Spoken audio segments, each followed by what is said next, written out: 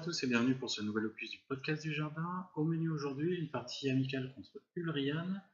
Je joue ma liste Kael'Issa et il sort Skavros. Nous allons jouer le scénario Entrench du Steamroller 2016.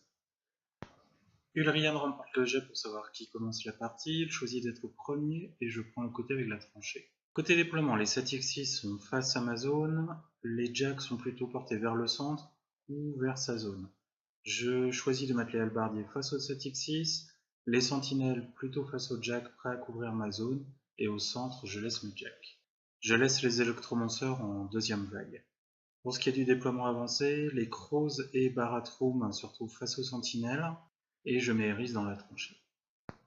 Pour son premier tour, Ulrian est très agressif, il choisit d'occuper le terrain le plus vite possible, il fait courir les 7x6 au maximum, Baratroom va avancer, se poser dans la zone et se dig in. Les crows vont se positionner aussi dans la zone en courant. Les machine race se placent un petit peu en arrière, les arnottes sont aussi en retrait pour éviter un petit carreau d'Eris, et c'est à mon tour. Une des premières choses que je vais regarder, c'est est-ce que je peux lancer des électrolibres sur les crows ou sur les 7x6. Ça va être un petit peu trop loin, donc je vais avancer la manticore qui va poser un mur pour bloquer l'avancée des 7x6, enfin tout au moins pour les gêner. Pour ce tour-ci, je décide de fitter avec Kael'Issa. Ça va me permettre d'avancer, de m'approcher de lui sans craindre trop de riposte. Le fit de Kael'Issa permettant à toutes mes figurines d'être stealth et inchargeables.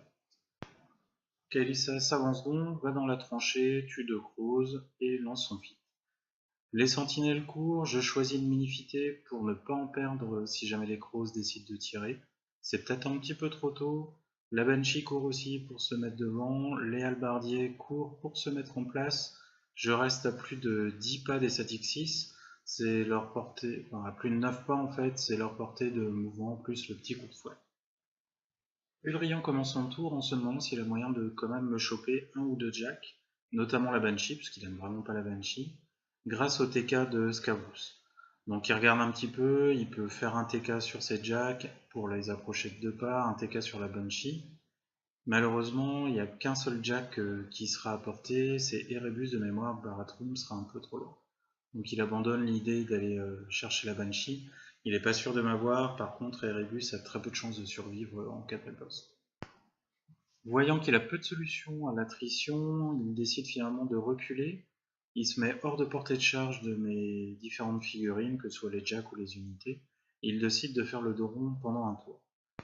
C'est un pari un petit peu risqué parce qu'il me laisse l'opportunité de marquer 2 voire 3 points, suivant comment j'arrive à me débrouiller.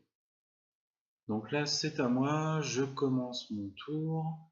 D'abord on remet la nuée de son objectif, j'ai oublié le nom, je crois que c'est Fuel Cache. On a oublié de le mettre donc on le remet. Je regarde un petit peu ce que je peux faire, je réfléchis un moment, je me demande si je peux marquer 3 points ou pas. Le problème c'est Baratroom qui est dig-in juste en limite de zone. Malheureusement le tir de la Banshee ne peut que le mettre KO, il ne peut pas le repousser et j'ai rien pour aller le chercher. C'est là que je regrette dans ma liste de ne pas avoir un petit personnage. J'ai oublié son nom, c'est pas l'artificeur. Enfin, c'est le solo qui permet de repousser d'un des 3 pouces. Ça aurait été sympa. Vous avez pu remarquer aussi qu'un de mes premiers réflexes a été de regarder la zone des 4 pouces autour de l'objectif.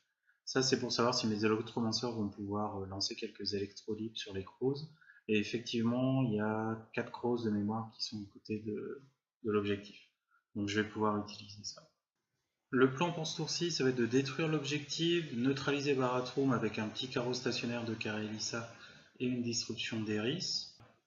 Kael'Issa, j'abandonne l'idée de l'envoyer dans ma zone, il y a encore trop de menaces de KTC. Même si avec Banishing Ward, je peux pas être TK et je peux pas prendre de sort offensif, il a quand même plein de façons d'aller jusqu'à elle. Donc je vais rester sur ma tranchée bien tranquillement. Pendant que je neutralise Baratroom, je vais quand même pas laisser Erebus tranquille, donc je vais tirer dessus avec la Banshee, histoire qu'il soit KO. Ça fera toujours un focus à dépenser en plus.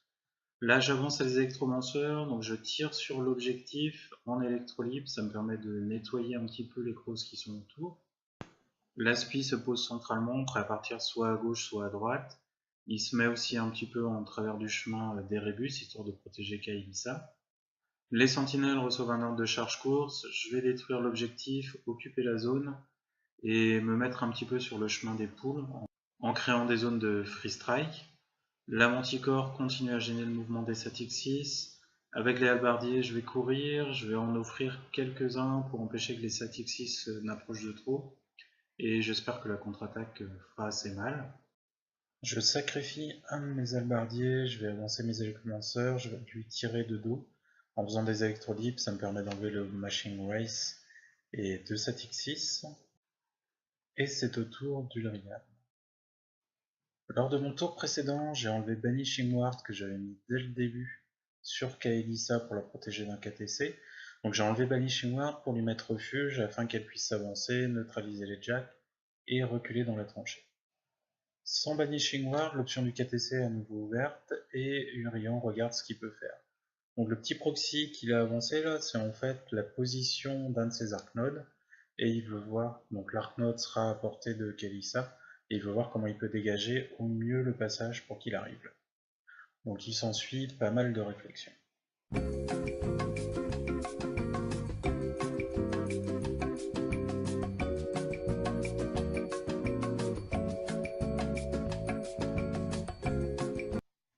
Sa première activation sera les Crows, donc il va tirer sur les sentinelles qui empêchent le passage de l'Arknode qui se trouve entre les deux jacks centraux. Il va réussir à dégager 2 sentinelles. Puis vient le tour d'Erebus. Alors Erebus ne pouvait avoir qu'un seul focus parce qu'il avait été mis KO le tour précédent et un électromanceur avait tiré dessus pour baisser son allocation de focus de 1. Mais avec ses 2 attaques de base et Overtake, il réussit à éliminer la dernière sentinelle. Le chemin de l'Arknode est maintenant libéré, il se met en position. C'est au tour des Satixis de s'activer, donc depuis le début de la partie, les Satixis ont un sort, j'ai oublié son nom, qui fait que si elles tuent des figurines vivantes, Skavrous gagne automatiquement les âmes. Donc elle commence à tuer quelques habardiers pour donner des âmes à Skavrous. Ensuite, c'est la sirène qui, pareil, va faire quelques dégâts pour redonner encore plus d'âmes à Skavrous. Olivier veut vraiment blinder son assassinat pour avoir le maximum de relance possible. Il met aussi le Nécrotech sur le chemin entre Skavrous et Medjak, histoire que si ça se passe mal, je ne puisse pas aller l'atteindre tout de suite. Et c'est au tour de Skavrous de s'activer, et c'est là qu'arrive le drame. Olivier avait zappé qu'avec la tranchée, Kael'Thas avait 20 de défense.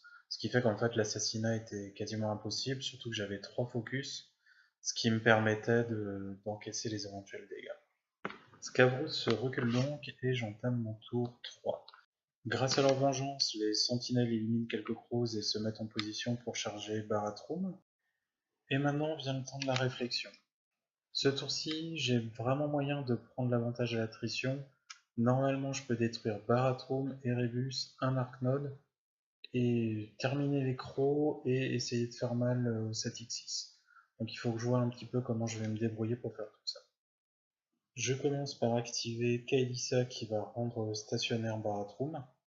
Puis c'est au tour des électromanceurs, je vais viser Barathrum et avec les électrolytes ça va me permettre de terminer les crows, de tuer un sous-trappeur en plus et de faire quelques dégâts au check.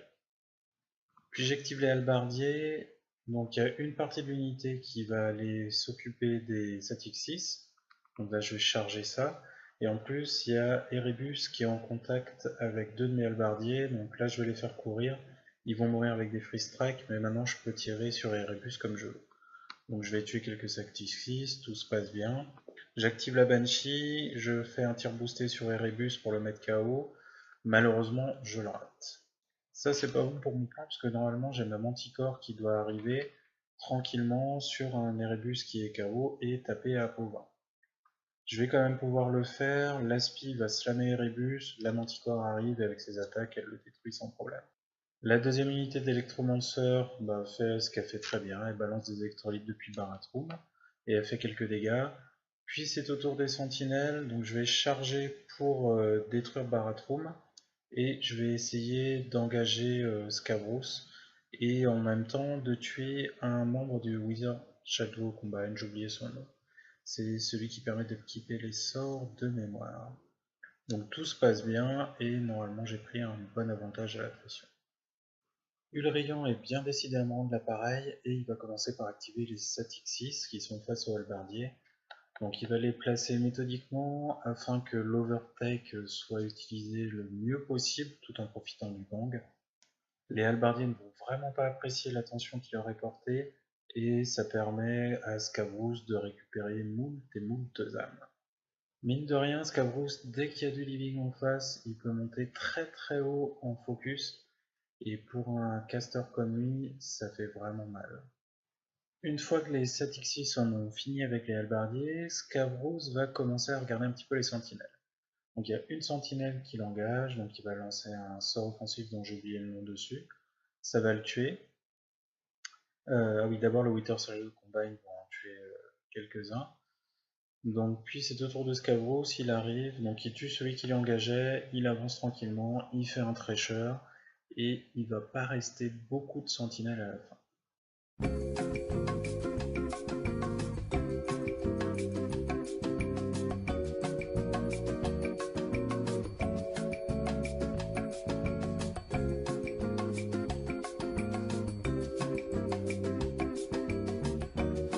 C'est bon, il ne reste plus beaucoup de sentinelles.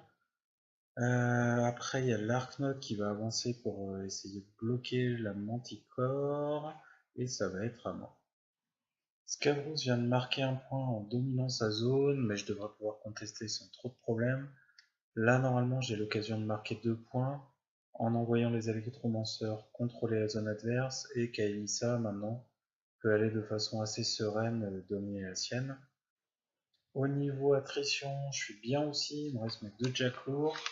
Et mis à part Skavrous, Ulrian n'a plus grand chose pour s'en occuper.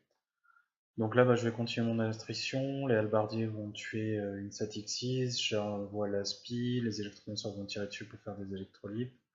Ça va éliminer encore plus de Satixis. Je domine ma zone. Je contrôle celle d'Olivier. Je suis à 3. Il va regarder un petit peu ce qu'il peut faire, quelles options s'offrent à lui, mais au final, au scénario, il ne peut pas m'empêcher de scorer. Au pire, il peut me ralentir pendant son tour, mais je finirai le tour d'après. On arrête donc là la partie. Au final, partie très intéressante, les deux casters ont leur chance. Je pense qu'Olivier a un petit peu cafouillé avec l'utilisation de son feat. Bon, de toute façon, on a fait des erreurs des deux côtés. Mais s'il avait utilisé son feat pour prendre l'avantage au niveau attrition, la partie aurait été un peu plus complexe de mon côté. En tout cas, j'espère que la partie vous aura plu. Nous, on s'est bien amusé. Et à bientôt pour de futures vidéos.